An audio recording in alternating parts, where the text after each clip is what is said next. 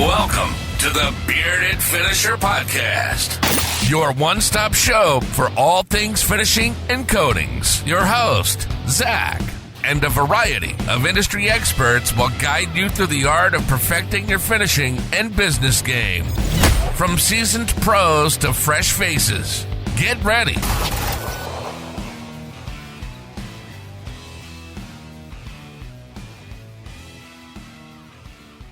What is going on, everybody? We are back this week, and we have got the awesome Josh Ocasio. Welcome back to the show, Josh. Hello. Thank you for having me. No problem, man. Glad to have you back on. Real quick, before we jump into it, I kind of did a little video. You probably saw it online and got some questions from some guests that have some ideas. But for those that didn't maybe catch the first episode that you were on, just do a quick recap about you and the company and what you guys do. So my name is Josh Ocasio. I have spent $16 million on paid ads over the last 5 years.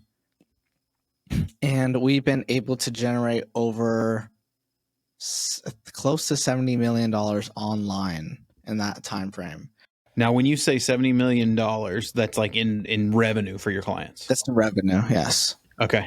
70 million in revenue. It's not profit. Million in revenue.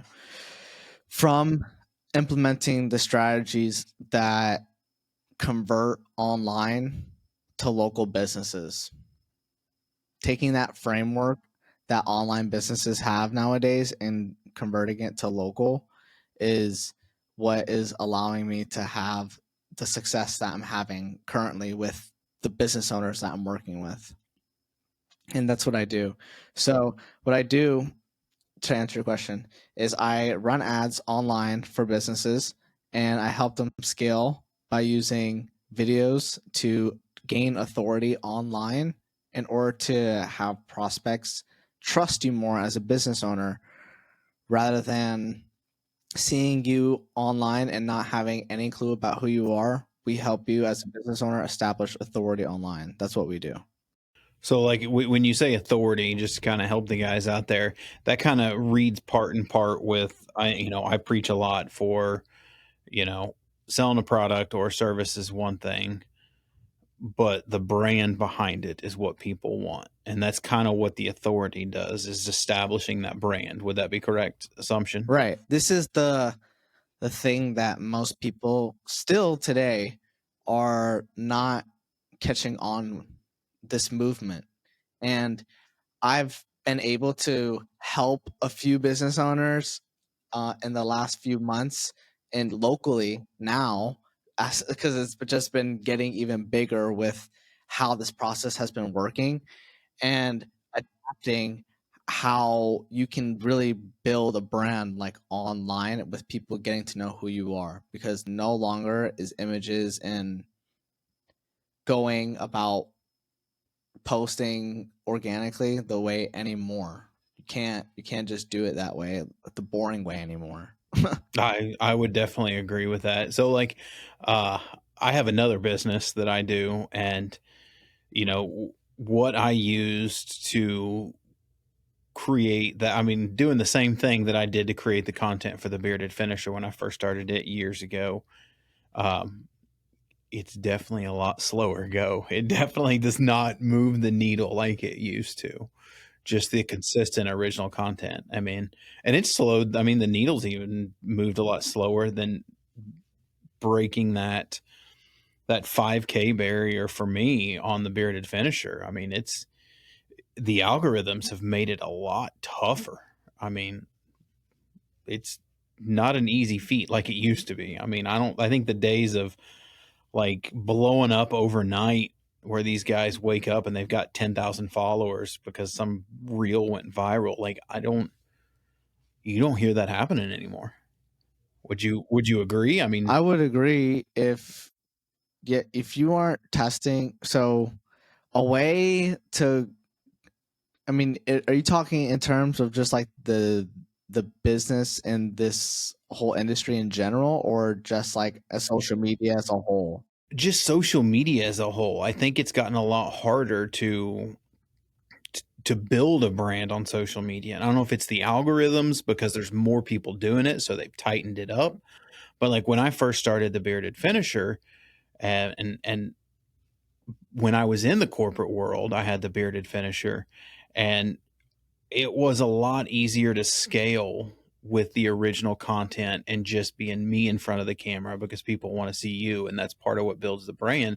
But I never, to this day, I've never ran any ads on that page. And I feel like when I got into the corporate world, that got harder to do, even with a person in front of that corporate world managing the page and on it all the time. It was still really hard without running ads. You run ads, and I got there. I got the company where they wanted to be on social media wise by not anywhere near to the limit of what you doing, but trying to run some strategic ads.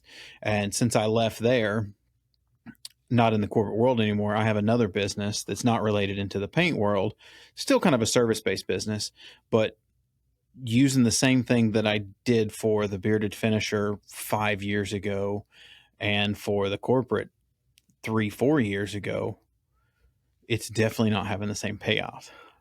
Like it's a lot slower building the audience with followers and what do you call it? When people reactions, people commenting and getting interactions with people, it's a lot harder now than it was 4 or 5 years ago. 100%. I mean, a lot of things are moving now to clipping, to people streaming their entire day and clipping things from their entire day, or doing first person things now with content. So that's where things have been evolving to now, especially with social media. It's like the way that a lot of people have been growing their business, or what they've been doing also is like doing those funny like transitions where they'll start off like with another clip and then they'll transition into them rolling out of it or something like that, and then they'll pitch their business. Just saw one of those when I was sitting here. I did my paperwork, and it was like some girl with 2 black eyes saying she's doing her makeup, and then it just went to some guy selling, I don't even know what he was selling, but it's like, clearly she doesn't listen. Hey, you guys need this? And I was just like, yeah. But you're starting to see a lot of those weird, interesting videos out there. But that's what's, blowing up today. And that's what's eye-catching, I guess, to people nowadays. I mean, that short attention. Yeah. I mean, no, it has to be quick. Yeah.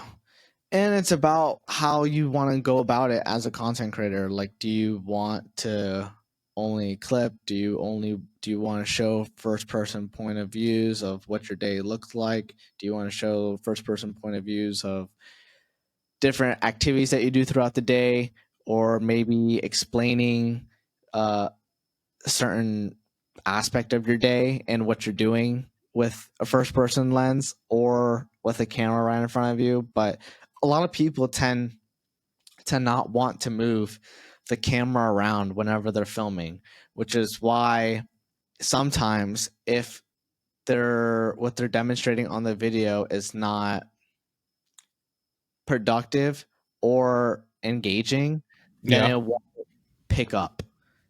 So I gotcha. I think that also like just adapting to like what people are doing and figuring out how it can fit into your business and how it can fit into your personal life is a huge game changer if that allows you to be more efficient when it comes to filming and getting more content for your business, which is why I like getting like simple gadgets and things like that for recording, because it just allows you to just go about your day more easily and not really think about like picking up the camera, and you just have it like right there with you. I mean, I will say, because I bought so my other business is I rent RVs and campers and utility trailers. So I have like 20 trailers of various kinds in my fleet, and I just rent them all out. And I bought one of those. I feel completely like an idiot wearing it, but it's like one of those chest holsters for your phone. Yeah. I'm used to having them in hunting, and you have it right here, so you have a pistol, but it's like straps around you, and there's one goes around your neck, and your phone's right there, so it's like right there. And I Yeah, saw it looks another like a guy little wear body one. armor. Yeah, and I mean, you feel completely ridiculous, but if I'm like delivering a trailer or hooking up a trailer, unhooking something, or setting it up at a campground, or doing an interaction with a client on a delivery, like those videos are doing better than just the content of the units themselves. Right.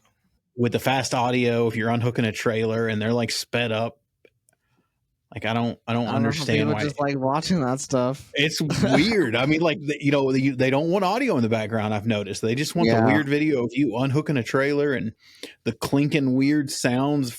I'm like, I don't understand it, but yeah. And you feel like a complete idiot when you look like you're wearing a bulletproof vest that's got your phone attached to it when you're talking to somebody or trying to hook up a trailer. Yeah. I definitely got to send you something after this, so that will be a good tool for you. But basically, what the tool is, I forget what it's called, is that it allows you to take the most engaging content from people within your industry and pull their most viral videos and analyze them in order for you to pull ideas for them for your business. I forget what it's called, Whoa. but I use it, and it's been working very, very well for my clients. So I Oh, that's definitely pretty I got to put awesome. you onto that. Yeah, you got to put me onto that one. Yeah, with this other business, and we're looking at buying a couple more businesses. I mean, that's kind of my goal now. Is I'm just buying businesses to have income coming in, so we don't have to work for people. But so, For sure. what have you? Man, I'm trying to remember it.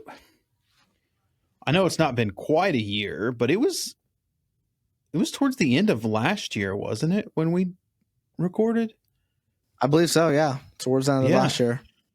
So, what have you been up to since we jumped on the first time, as far as like customer wise and content wise? What have you been up to? I've honestly been figuring out and dialing in the system as to what I am going to be offering to businesses and like trying to convey it in a way that makes sense to these business owners. That's honestly what I've been working on for a while now, and honestly, it just cracked. So the way that I want to explain it is because I feel like now that I've finally simplified it, it will make a lot more sense. So what I've Okay. been doing over the last year is I've been figuring what I've been doing online for my online clients. I wasn't thinking to apply that to my local clients. And one day I just woke up. Well, like, so before you go there, kind of explain. So previously, you treat your local clients different than like because I know you've done some work with My online clients. out of Chicago. Yeah. Cabinet guys or service companies that aren't where you're at, because you're in Florida, that are in other areas. But so Okay, I see what you're saying. so you were doing different things for them, or what? Like, help me understand that part. So when I say online, I mean like businesses that are selling products. Okay. So when I say online, just think of a business that sells a product that sells shampoo. Just think about shampoo whenever I say online, okay? Okay. So Whenever I more of say like selling things versus a yeah, service. exactly. Exactly. So everything that I'm going to be talking about going forward is only towards like local based businesses and what I've applied for local based businesses from online businesses that I worked with. Does that make sense? Yeah. And your local business to you is something more of a guy that's doing a service there locally in your market. Exactly. Okay. So over the last year, what I have figured out is that if you take the strategies that they're doing online and you implement that into your local service strategy, your business and your authority online in your local area will 10, probably like 20x Really? Just by doing this one thing. I promise you, it's actually insane. So what I figured out is that if you interview the homeowner after you finish the project, right, and you ask them how they like the project, that click-through rate is insanely through the roof. So just test them. I mean, yeah, I mean, we've always been it's, pardon my, so I say it's my show. I don't give a shit. It's so fucking hard to get people to do testimonials. It is. But what you're saying is the click-through rate on them is insane. Yeah, the click-through rate on them is insane. And it's also about how you edit the video as well. So Okay. that's a little bit more technical, but if you can I'll talk about the main point, which is like if you can get the testimonial from the homeowner in their kitchen and use that as an ad, that literally crushes as an ad. But that's not the only thing that I figured out. That's the freebie for you guys. Yeah, that's the freebie. The next thing that I figured out is that if you have a video on the contact page telling your prospect what they're signing up for when they fill out the information for their contact us form on the website, right? Does that make sense? Yeah. You sent me that presentation, and it's videos of the manager or the owner saying, "Hey, thanks for sharing your information. Here's what's going to happen." Exactly. So if you put a video onto your contact us page onto the website of you telling the prospect what they're supposed to be expecting from you after they fill out their information, that also increases your conversion rate by 5 to 10%. Shit. That is, I mean, I saw those videos, but I never really clicked that those would change the conversion. I mean, that those would increase your So they follow see through. the video of the ad, they go to the website, see that video, get educated on your business, right? And be educated on why they're filling out their information. And they're being educated on what's happening next. Now you see how warm that lead is just by filling out their information now. Yeah. And then what happens next after that? This is how you really nurture them. So on the thank you page, you put this is where you just spoil them with testimonials on a thank you page video. You say, "Hey, my name is Zach. I'm the owner of the Bearded Finisher podcast, and this is what you're going to be expecting next from my business." And then that, like, I'm just using your thing as an example, but you get what I mean. Yeah. You use that framework on your thank you page, and then you say, "Here's some of the previous work that we have done also, in case you forgot what our work has looked like on our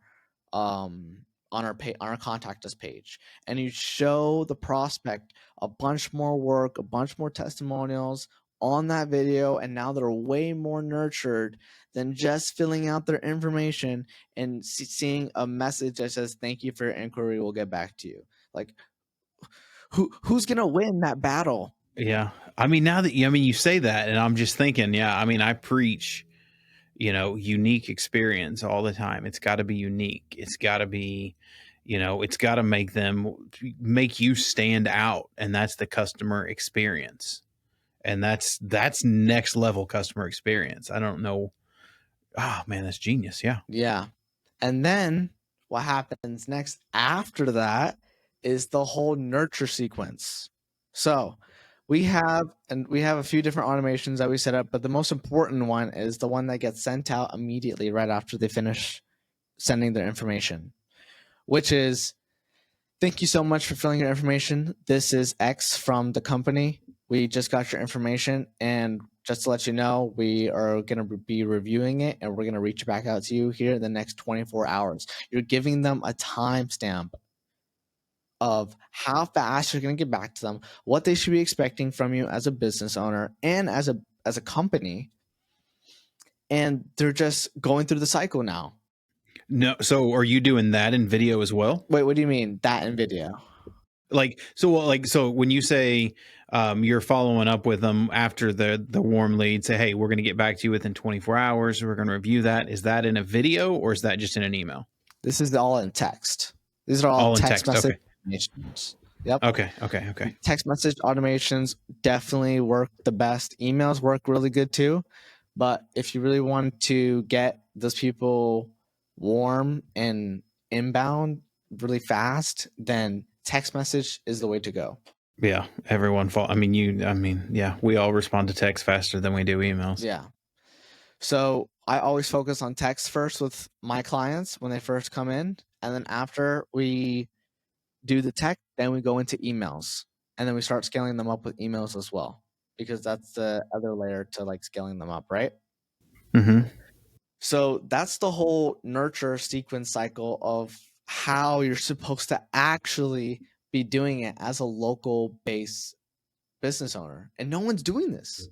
No one is doing this. It blows my mind how many websites I come across. And I'm just like, you guys aren't telling the prospects like what you guys do before they fill out their information.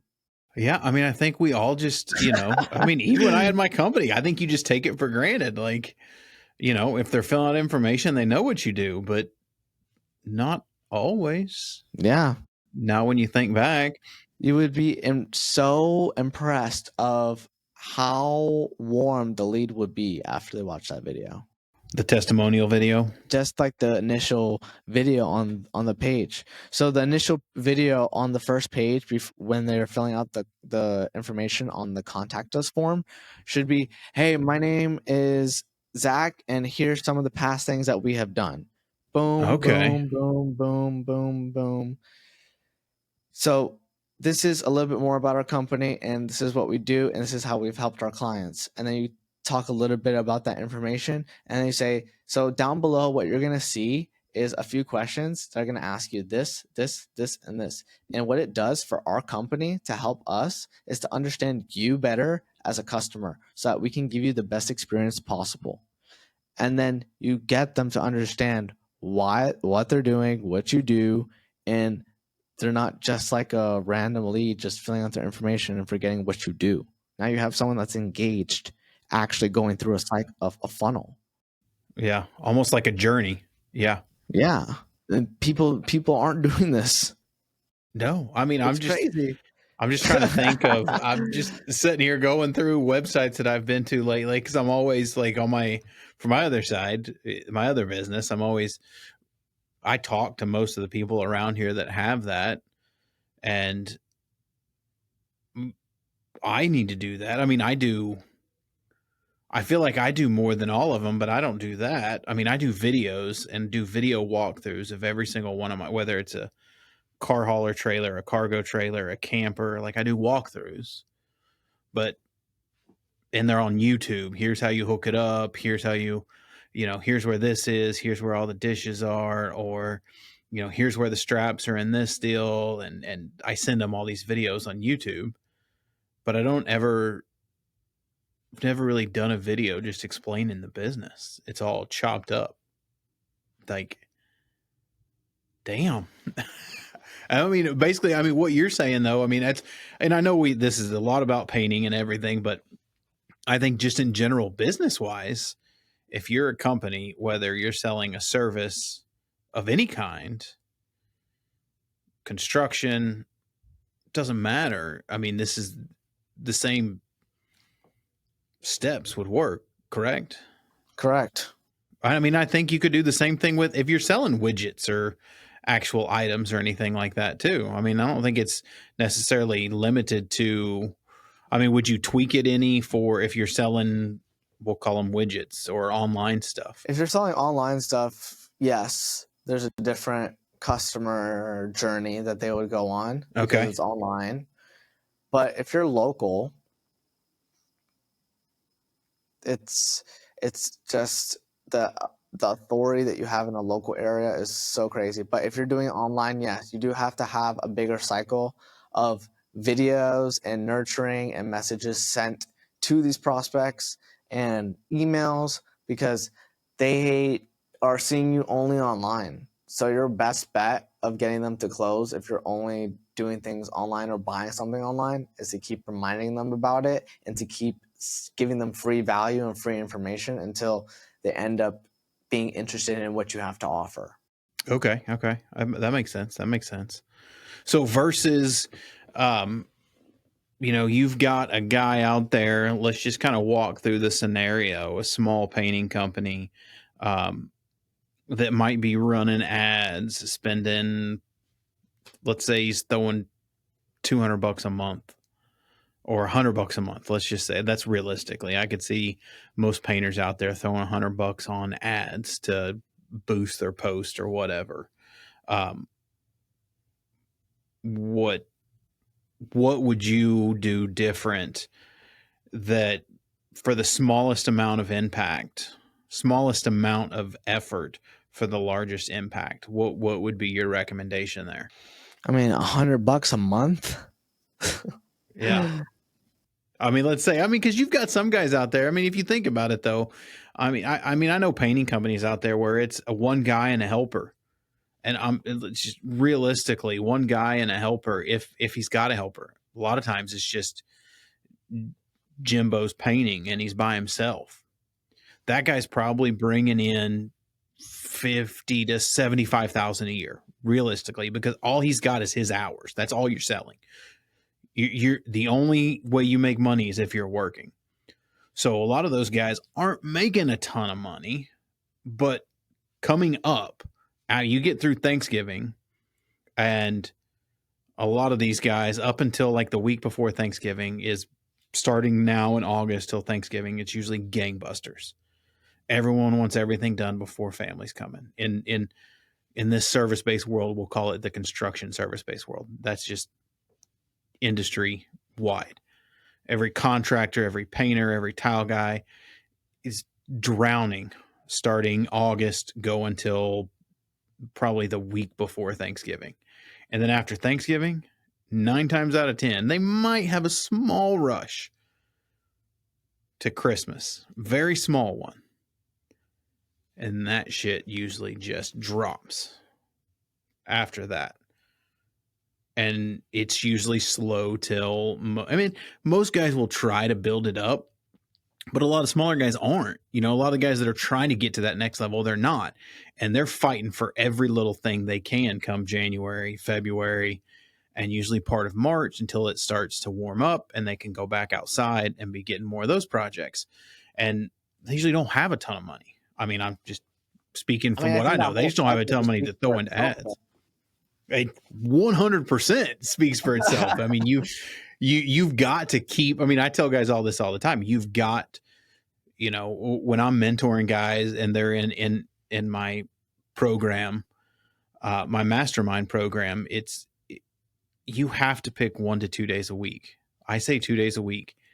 If you're by yourself and it's just you, 2 days a week, maybe go down to 1 day a week, but you don't paint. All you do is estimates all day long. You stack those sons of guns up as high as you can, and that's all you do is estimates, and you send them out that same day because that's what people want. A lot of guys don't do that. When they're busy, great, and they'll be like, oh yeah, I'll reach back, and then they call back when they're slow, and that person's already found someone. So that's a whole struggle in itself. But trying to get the best bang for your buck on the social media spend, because I know guys that are probably spending $50 to $100 a month, which those guys, it's not going to make a huge benefit. You is good luck, because well, okay, so let's word it a different way. Like from your perspective, in your opinion, what is the minimum that somebody small guy making under $100K a year could be spending that would give him the best outcome?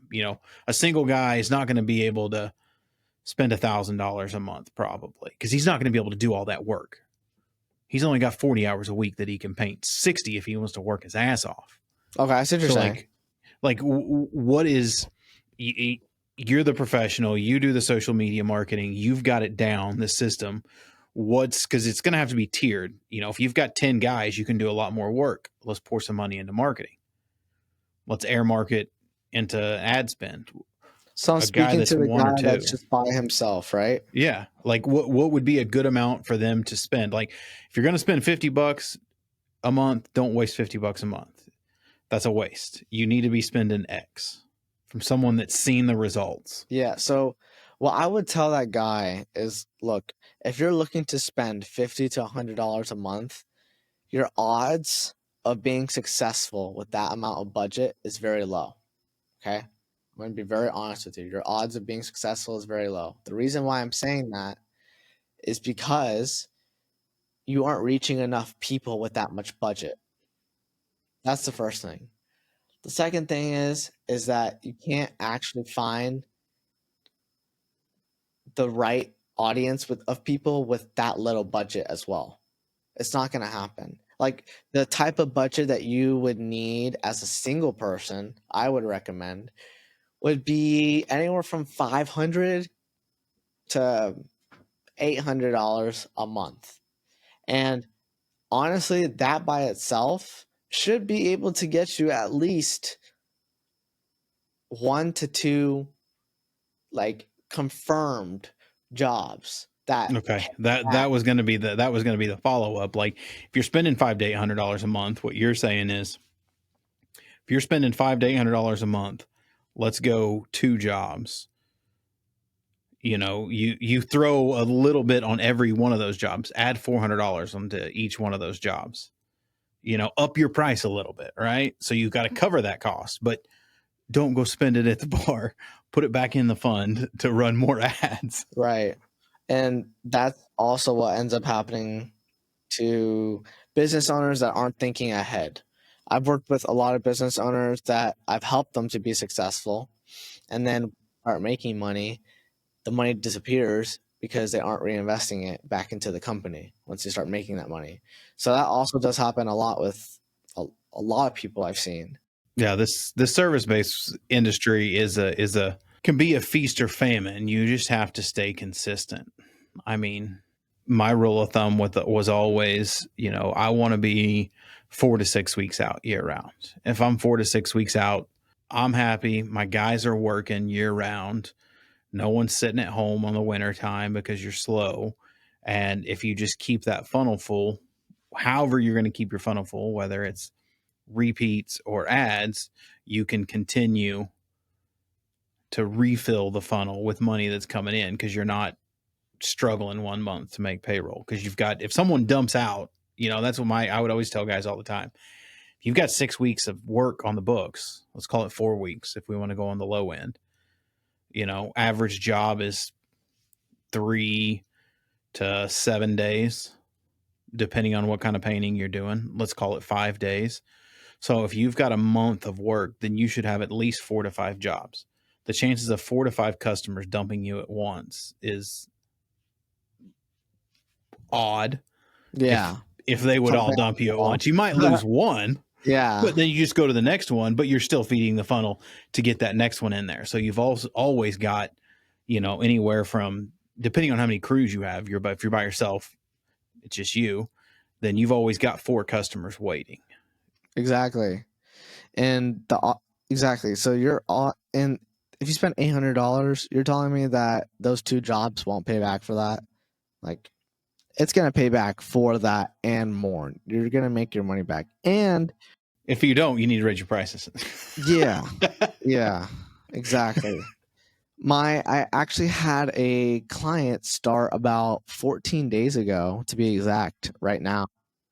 And they, in the first 10 days of them running ads, they were nervous by day 7 because on day 7 they were getting leads, but no one was like converting, right?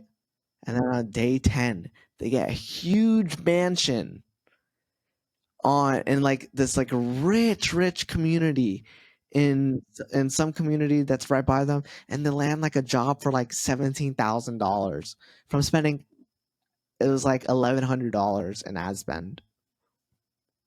Isn't that insane? I just want to be Zuckerberg. No wonder he's got a couple yachts. You got all these places spending $1,000 a month on ad spend. Hot damn, they're making money. Yeah, 1,000. They spent $1,000 and they closed. Well, now they spent about $2,200 in total, but they've closed 3 jobs in 14 days. in 14 days. They want to scale aggressively though. Like they're trying to spend like $4,000 to $6,000 a month. That's their budget. Jesus, Pete, that is crazy. That's some aggressive scaling. You got to be careful with that scaling. I mean, more power to you guys. But that kind of scale can get scary if you're in a service-based world, because that can backfire quick. What is your portfolio like? Just kind of let the guys out there know the portfolio of your service-based businesses and a couple more of examples of what your guys are doing. Sure. I mean, this can be applied to any type of local service-based business, whether you're doing roofing, plumbing, electrician, painting, kitchen remodeling. I mean, you got tile, you got landscape, everything. You can shovel something, anything. You can use this system. This system works for literally anything because what you're doing is you're basically nurturing them. That's what I'm teaching business owners to do, and I have scripts that are proven as to frameworks that they can use so that they can explain their business in a way that allows a prospect to actually understand what they do. So it just like this is for any local service-based business. It's literally plug and play, and it works because all you're doing, if you have something that you're offering as a service and you just need to educate your prospect on what you're doing in order to close them as a deal, I'm your guy. That's who I can help. That's what you're doing. That's what I tell people all the time when you're going on estimates is you're just educating them on your systems, your processes, your products. And if you can do that ahead of time, like your system does, that makes the closing a lot easier when you just show up to pick a color or whatever it is. It's a soft close instead of a hard close. Let me close. Like exactly. Like they already know what to expect from you. They already know what's happening. That's pretty good. Well, I want to take a quick break. I want to refresh drinks. And when we come back, I want to jump into like, if you were to take on my old company, which was a painting company, everyone knows, but I just want to do a quick run through of, what the onboarding is with you and what it looks like in the first 30, 60, 90 and expectations and cost of depending on what you're wanting to do. Cause I know there's got to be different levels of growth that you're wanting, slow growth, medium or fast. But let's take a quick break, refresh drinks, hit the head, and come back and let's run through that process. All right. Sounds good. Do you want your brand in front of the people who actually move product? Painters, finishers, and manufacturers? The Bearded Finisher podcast has pulled in over 75,000 downloads and reaches across the entire finishing supply chain, from job site to manufacturing. From single episode sponsorships to social media promotion, we offer flexible options that get your brand noticed. Real reach, real results. Visit thebeardedfinisher.com and let's get your brand front and center. Are you a residential painter buried in admin, scheduling chaos, or constant material delays? Meet mypaintbuckets.com, the first dedicated project management platform built by painters for painters.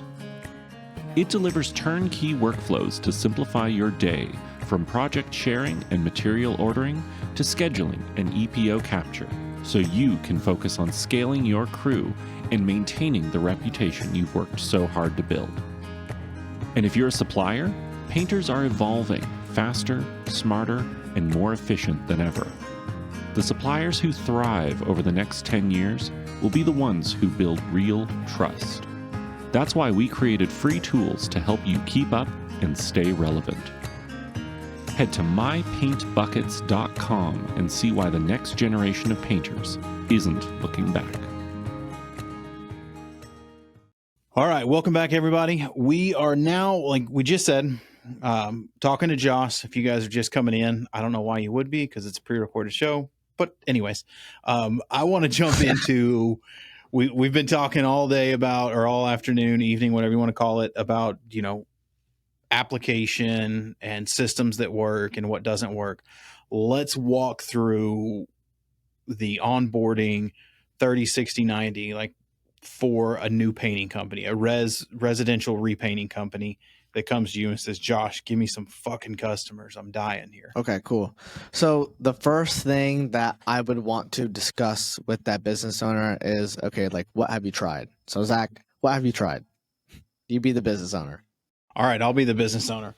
I mean, I do some videos online. I post pictures of stuff that I paint. I don't like being in front of the camera. It's usually all the stuff that I get. Well, I guess the first thing that I would say to that person would be, do you like to make money? Yeah. What's your answer for that, Zach? Do you like to make money? Yes. Okay, so if your answer is yes, I'm going to give you the strategy.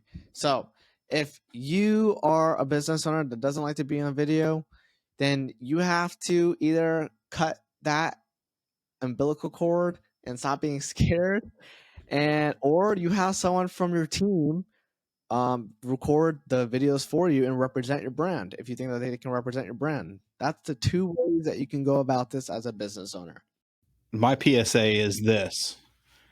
If this fat, overweight, bald guy can be in front of the camera, then you can do it and you're fine. So quit your bitching. Zach, you're a good looking guy. Don't get that twisted. But yeah, so back to what I was saying. We would basically talk about, the things that you don't like, what's holding you back, why is it holding you back, and how moving past that will benefit your business and why it's actually effective for your business, right? And then they're going to say, okay, well, I don't have any ideas. I don't know what to record. Okay, perfect.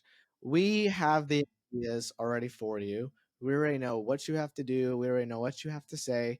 You just got to stand in front of a camera and read it out loud. And you don't even have to say it perfectly because we cut it up and make it look perfect anyways for you. So if you're afraid of stuttering on camera and being like, oh my gosh, like I keep messing up, like you don't have to worry about any of those things because we take care of all that for you. We can literally make you look perfect. Like none of that happened. So we have that happen. And then on top of that, what we do is we want to be educated about your business. So our goal is to basically go through a course with you about everything and anything that you can tell me about your business and how it can help me to educate your prospects about nurturing them through your process. That's the first thing that we would talk about, right? Okay. So I'll be basically interviewing them like how you're interviewing me, and I'll be collecting notes. And as I'm collecting notes, I would create that into a script after for them. That's the first thing that I would do. So you're just like diving in and getting their history as a business owner and essentially kind of what you and I did the first time. You're getting the origin story. Right. And finding out where they came from, how they got there, how long they've been doing it. And you're going to flip that into a script that they're going to turn around and read. Exactly. I flipped that into a script that they could turn around and read that educates their prospect about them and what they have done. The two most important things about them and what they have done. That's all the prospect cares about and what they're there for, right? So as long as you touch on those two main points, and then at the end of the video, you have a call to action, which tells them what to do. That's what we script out for your business. That's the first thing. Okay. The second thing that we do is we create the ad scripts, and we have 15 different viral hooks that work right off the bat that you can literally plug and play. And we have the bodies of the ad scripts that we can give to you as well that we customize for your business. So we give that all to you. All you have to do, again, is just read them out loud. And that way we have 15 different variations of ads to work with and test with so that we can see which ads perform in the best audiences. So you're going to have the business owner read, here's 15 of them. I want every damn one of them read. Yep, because the likelihood of success is much bigger when you can speak to an audience 15 different ways. Makes sense. Yeah. Never done it. I mean, I'm like, it makes sense. Why haven't I done this? Yeah. So you're giving me a shit ton of homework. So that's what we do. Okay. So you got somebody who's read the ads. They've given you 15 ads. They've given you the story, the who and the what. And then what's the step? Where do we go from there? So after we get the ad scripts for you, now we're going to talk about the thank you page. We're going to talk about the thank you page and reinforcing what the prospect is going to be expecting next from your company. That is the next thing that we're going to be talking about on the thank you page, and also implementing testimonials and social proof of what you've done for other people and put that onto your thank you page to remind the prospect of what you've done. That's the next thing that we're going to do. And we outline a script for your thank you page as well in order for you to have something that reinforces that for your prospect. Okay. So that's the next step. Does that make sense so far? Am I holding you? It makes sense. So we're following. So up to this point, we're basically, I'll call it an S load of content creation right now. Yeah, this is just a shit ton of content right now. Shit ton of content. So yeah. what would me as a business owner of Davis Painting, you're going to tell me that we're going to create this content and we're doing all this in 30 days, 60 days, 2 weeks. How long is it going to take us to get all this content created? Assuming a lot of it's on me because the business owner has to get off their butt and go create the videos. But assuming they do that, are we talking 1 week, 2 weeks, 3 weeks? What are you seeing that's happening on your end? How fast are you seeing all that get done? Right. So if I'm in person, right? If we're doing this in person, because I do have some local clients, if I'm doing this in person, we're doing all this in 1 day. Oh, okay. Yeah. We're going after We're just banging it all out in 1 day. Like I just need to get everything. We have everything. And if we don't have the testimonial videos, so this is the kicker. So if we don't have the testimonial videos from their past clients, we would have to schedule out some days. We would basically what we would do is in that day we would come to you with my local clients, and I would film everything and have everything prepped for that day. So all you have to do is just read everything that I give you in that 1 day, and typically it could take anywhere from 3 to 4 hours because they're gonna mess up, they're gonna say things that don't make sense. So you just gotta go through it again. So you have to keep doing it, right? Yeah, I remember doing one of those videos for my corporate job, and I don't know, it was hot in that warehouse, and there was a lot of takes because I was, fumbling all over myself. Exactly. Like I will give a lot of credit to people that on the news and stuff. I mean, trying to read, what do you call them? A teleprompter while you're looking into a camera, even with the hookups and stuff. That shit is hard. Yeah. It's not an easy thing to do. And okay, so side note, I know I don't want to get sidetracked, but I don't want to forget this because I think this is an important one, and I think you'll agree. If you don't, tell me shut the fuck up. But okay. Like we'll do. there is a big people think, oh, I don't have this, I don't have that. And all you need is a phone. Phones today will give you as good or better video than any $10,000 camcorder or any of that crap. Just turn your phone in landscape or portrait mode.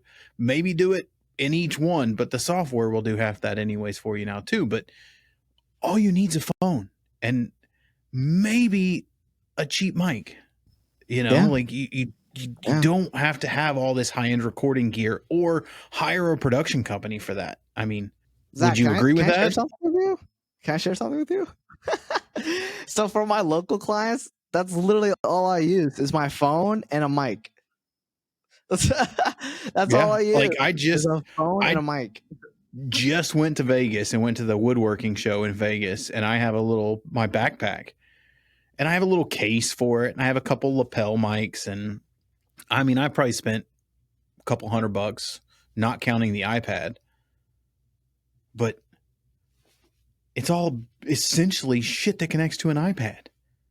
The recording device is an iPad. You don't need all the fancy equipment anymore. Right. No, you don't. You don't. And honestly, it's super easy now with all the plug and play things that they have on Amazon for you to get mics. So there's no reason for someone not to be able to buy one of those and just clip it in and record the content. But back to your original question of how long it would take if someone weren't by me, is that it would typically take them about a week. Okay, that's not bad. Yeah. No, okay. Well, let's jump back in. All right, so we got all the content. We did the thank yous. What's the next step? So after we get the content, the next step would be me launching your campaigns. So what I'm going to do is I'm going to be also speaking to you as a business owner and asking you, hey, what cities are the cities that you get the most amount of closed deals from and leads from? And then once I gather that information from them, then okay, I targeted these areas. Cool. Now, what other new areas haven't you been in that you want to be in? What other Oh, that's a good markets one. in your area do you want to hit? That's something else that we talk about as well. Because yes, you may be getting people from these areas, but there's also a bigger market than that. So like what else do you want to hit in your area, right? Yeah. And that's also something that I don't think that a lot of people actually think about when it comes to running paid ads, is that you can hit new markets and get new customers, right? So that would be the next step. And then after that, we launch the ads. So now that the ads are working, we have all the tracking working on the website for the ads. Now we should start seeing clicks coming through, and then probably by day 4 or 5, we should start seeing a little bit of trickle of leads coming in. And then once Facebook starts to learn and get all that data, then it really starts to pump out those leads and come out consistently. And what would you call consistent? Like in your opinion, you do it every day. What is what would a guy who's spending, let's say, $500 to $800 a month, what would be a consistent weekly lead generation he should be expecting? At least like 6 to 7 new leads a week. That's awesome. I mean, and if you can close one of them, you know what I'm saying? That's like solid. Yeah, if you can close one of those, and then now does that, when you get into that setup, are you creating the, because you've got the thank you videos and you've got the nurturing included into that nurturing, and when you start running these ads, does that running into your a sales funnel of sorts where the customer's going to provide some information, and then you're going to get maybe some, I want to do something in a week leads, and you might be getting something, hey, I want to do something in 3-month leads, based on how the funnel's set up, and you're gonna help them and set all that up for them as well. Right. So the people that say like, hey, I don't want this done right now and I want this done later, we have automations that are set up for that as well. So you can put those leads into the nurture sequence that we set up, which is a 90-day nurture sequence, which basically keeps nurturing the lead, keeps showing them images of your work, keeps asking them if they're interested over the 90-day period after they say they're not interested right now. After the 90 days are gone, then we kick them into a 120-day automation, and it trickles out little messages over a 120-day cycle. Okay, I'm doing a little math here. Sorry. From Oklahoma, we can't do math that good in our head. All right, okay. I think I have another point. So essentially what you're doing, correct me if I'm wrong again, is, I'm thinking how to word this. You're adding an automated salesperson that's going to take the hot leads and get them to a closer ASAP, which is going to be the business owner, or if they have a salesman. And then your SOP or your process, your AI, whatever the hell you want to call it, is following up 90 days, 120 days, keeping the brand of, we'll call Davis Painting, or the brand of the Bearded Finisher in their face consistently, so they're seeing it, just like you would be seeing a Mickey D's commercial or a Sonic commercial or whatever other product. They're just going to continually see it in their email. They're going to continually see it in their text messages with pictures of stuff going on.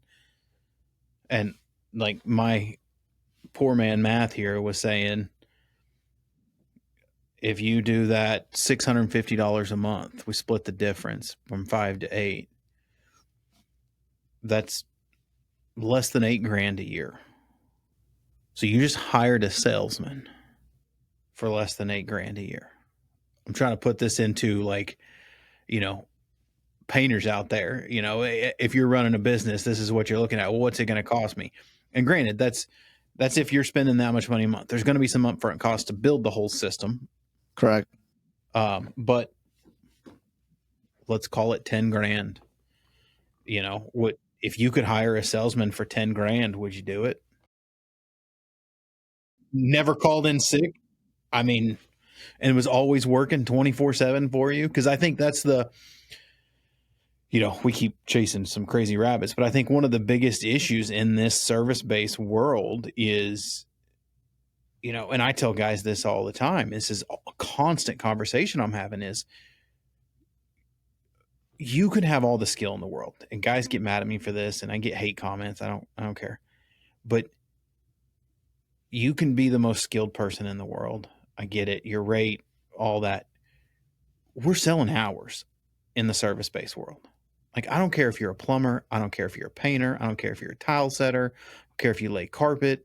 You are selling hours. You have X amount of hours a day, a week, a year to sell. So you want to get the most money you can for those hours. But the hardest part is, you, as a small business, is trying to get the top dollar for those hours, because that takes effort in itself. And in my brain, I'm just thinking about it as a business owner. It's always about what's it going to cost me and what's my return going to be. If I could have someone, oh shit, it's almost been 10 years since I got out of that business. That just made me feel really old. If I could have had someone for 10 grand a year generating leads for me, doing the nurture, AI taking over, reinitiating the customer every so often, this is a no-brainer. Like, doesn't matter the size of your business if it's 10 grand a year. Yeah, that's going to pay for itself and keep you busy during those months where you only have one job. It's just me, just breaking it down simple for the guys out there. If you're spending, $650 a month might sound like a bunch, but if you do all that, let's say you're at 10 grand, that's not that much a year. Yeah. With a payout of endless opportunities. If you're getting 6 a week and you can close, 6 a week, my poor man math, people make fun of me all the time. I'm like, I went to school in Oklahoma. Shut up. 6 times 52. I mean, if you can consistently get 6 a week, that's 312. So let's call it 250 leads a year. I mean, if you've got 250 leads that are going to be lukewarm at worst.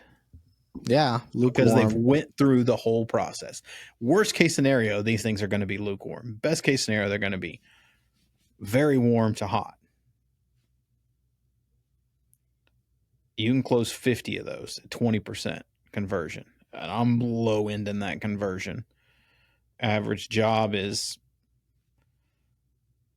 let's say, $7,500. It's $375,000 a year in revenue.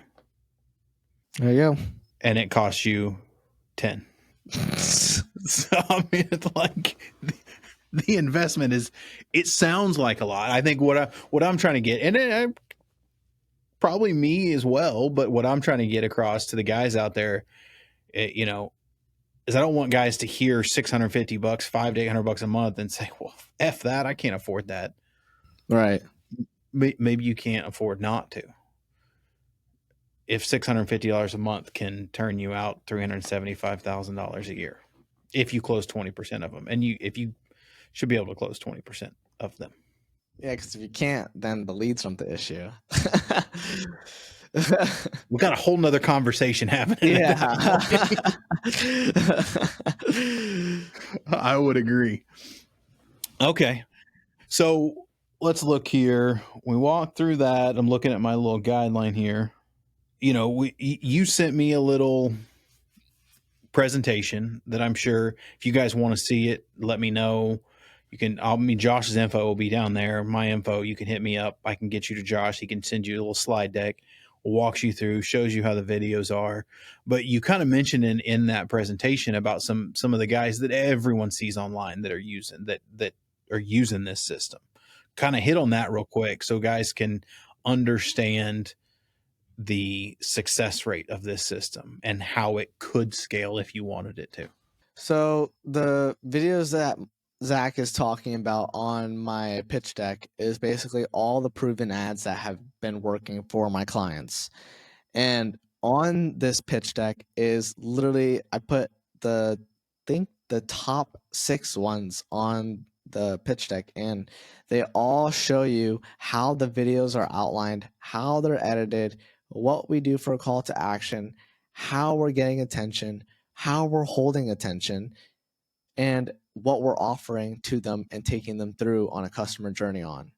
So these are all the things that I'm showing on the pitch deck, and it's also showing on the presentation all the other videos as well that you can probably just copy and paste into, if you wanted to, into your business and literally listen to it if you guys are interested in it. But it's essentially a layout. You also mentioned guys like, the really popular guys that are on social media talking about like Hamosi, Cardone. You got some of those guys that are also using similar systems. Oh, I see. And these guys are bringing in tens to hundreds of millions using very similar systems to what you've created. I mean, they're in a different space sometimes, but the principles behind the systems that they're using are very similar to the ones that you have nurtured and gotten down to an art, correct? Yes. So referring to those bigger people and then taking it down to the smaller people, right? So what Zach is talking about is like the same system that these online big people are using is basically what I'm trying to plug and play into your business. It's like same exact thing. You've just done all the work and know how to plug and play it into the service-based world. Exactly. Yeah. And then what would you say, and we'll wrap it up. I don't want to keep you too much longer because shit, I think you're an hour behind me. Yeah, it's about to be 9:00 here. Yeah. Damn, I'm usually in bed by 9:00. I'll say 2 things. I know you talked about the guy in the 14 days, but let's say in the past year, I want to know what your favorite, I don't want to say favorite.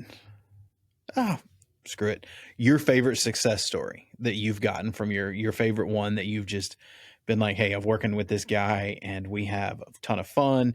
We've blown him up. We've taken him to X or her, whoever it is, him or her, them, they, whatever it is, taking them to X amount of money from where they were and they're just killing it.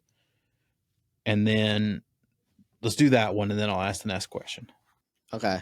I would have to be the most recent one that I spoke about earlier, and I'll go a little bit more in depth about them. So this is a little company out in New Jersey that I came across, and we ended up working together. And they were just like, "Gosh, we can't get leads. We've tried everything. The campaigns aren't working. We don't know what we're doing. We're spending all this money, and it's just not working. And we're really slow right now, and we don't know what to do."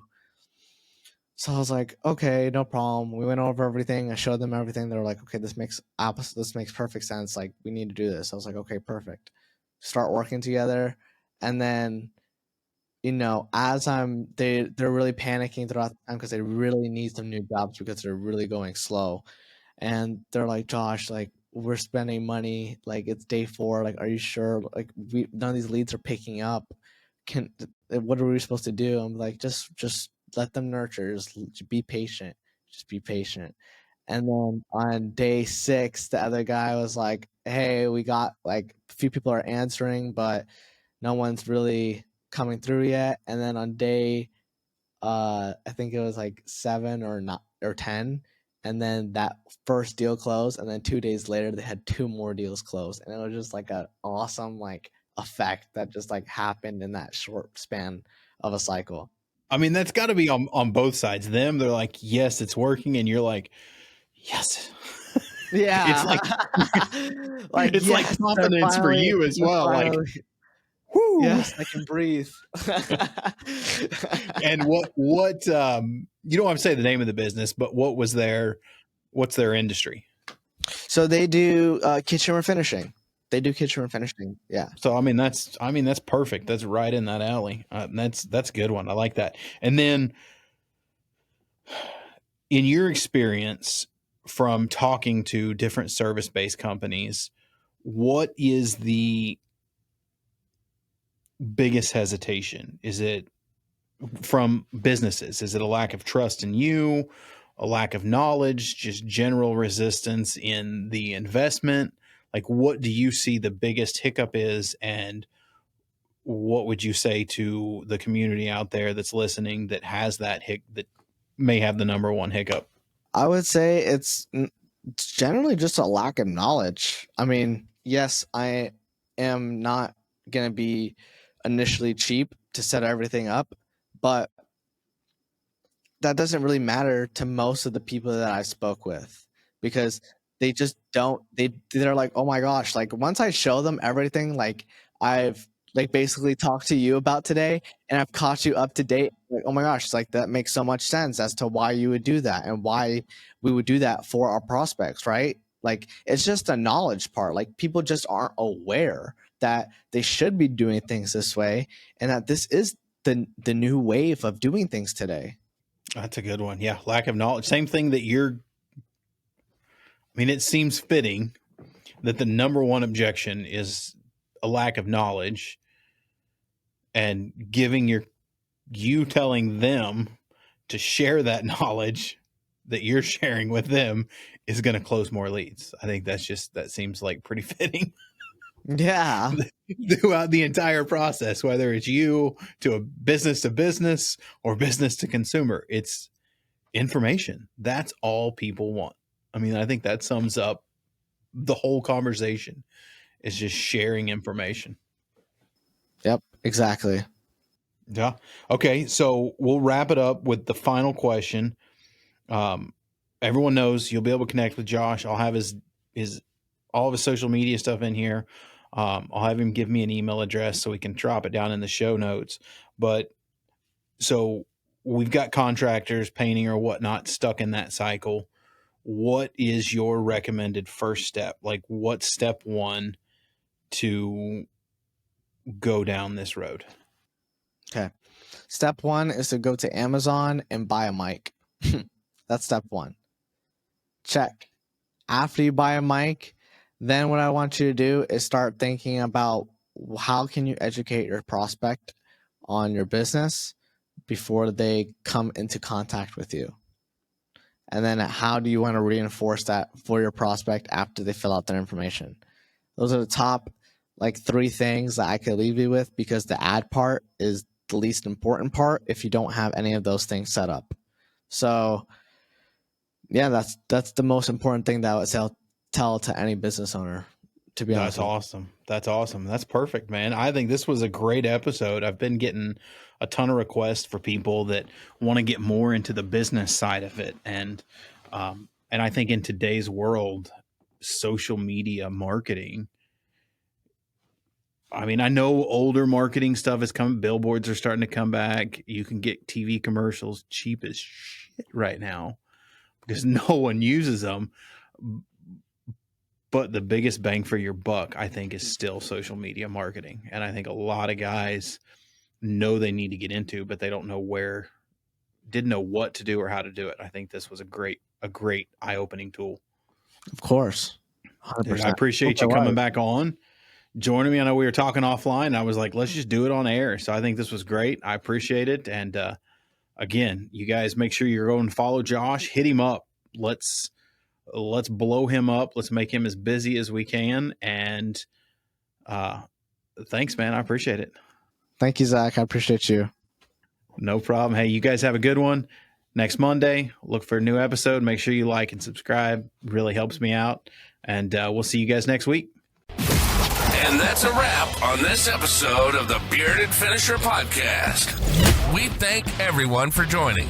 Keep hustling, keep learning, and never settle for anything less than your best. Remember, the path to perfection is a journey, not a destination. Until next time.